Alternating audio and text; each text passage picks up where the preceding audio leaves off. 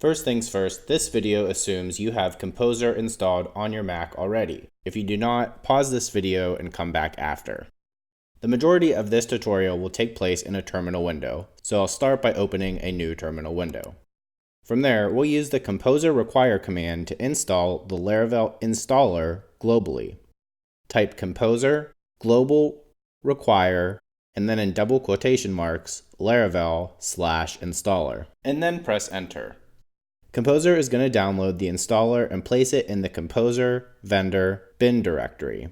If I run the ls-la command, I can see that there is now a Composer folder.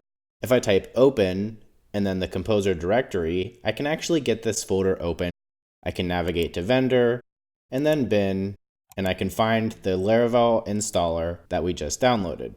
So the only thing we have left to do is tell our terminal window to use this bin folder in the path.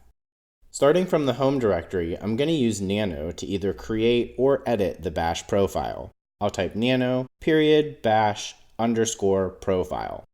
You'll see nano list new file at the bottom of the window. If it's an existing file, you'll see the number of lines in the file. So from here, we need to point our path to this vendor bin folder. We'll type export path equals the global variable of path, and then we'll point it to our home directory, along with the Composer vendor bin directory.